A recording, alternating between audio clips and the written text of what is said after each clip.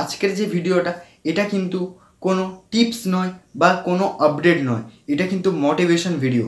তোমরা সবাই আমাকে কমেন্ট করে বলো 2025-এ কি আমার চ্যানেল কখনো গ্রো হবে বা আমার চ্যানেল কি মনিটাইজেশন হবে। এটাই ভাবো যে কম্পিটিশানের দুনিয়ায় কি আমরা সাকসেসফুল ক্রিয়েটার হতে পারবো।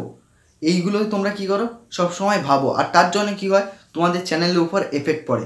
তো তোমাদের কাছে আমি একটাই কথা বলতে চাই, ইউটিউবের সিইও নীলমোহনজি কিছুদিন আগে কনফারেন্সে এসেছিল, আর সেখানেই ইউটিউবের যে সিইও নীলমোহনজি তিনি বলেন যে 2024 সালে 15 লাখ চ্যানেল মনিটাইজেশন হয়েছে, আর 7 lakh channel 1 million subscriber complete করেছে। 1 মিলিয়ন সাবস্ক্রাইবার কমপ্লিট করেছে।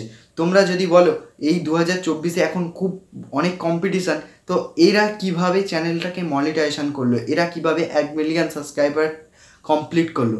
যেমন ক্রিয়েটার বাড়ছে তেমন কিন্তু অডিয়েন্সও বাড়ছে। তো যত দিন যাবে অডিয়েন্স তত বাড়বে, ক্রিয়েটারও তত বাড়বে। তো তোমরা যদি মনে করো এখন বেশি কম্পিটিশান, তো একদমই ভুল ভাবছো।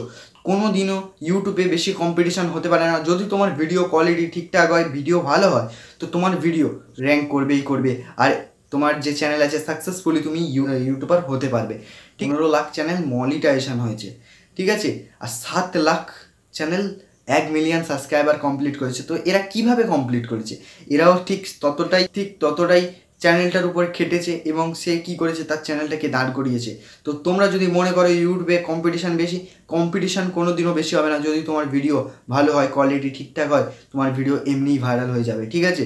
এখানে কম্পিটিশান নয়, এটা ম্যাটার করে না, ম্যাটার করে তুমি কীভাবে কাজ করবে, ঠিক আছে। তুমি যদি ভেবে থাকো এখন কম্পিটিশান আমার চ্যানেল চলবে না এই করে তুমি যদি ভিডিও বানিয়ে থাকো, কিন্তু ভুল করছো। এখন থেকে সিরিয়াসলি তোমার চ্যানেলের উপর কাজ করে যাও, তোমার চ্যানেল গ্রো হবে এবং তোমার মনিটাইজেশনও হবে, তুমি সাকসেসফুলি ইউটিউবারও হতে পারবে। এই ভিডিওটা এখানেই শেষ করছি। তোমাদের মনে যদি কোনো প্রশ্ন থেকে থাকে অবশ্যই কমেন্টে জানিও, আর ভিডিওটা ভালো লাগলে অবশ্যই লাইক করে দিও।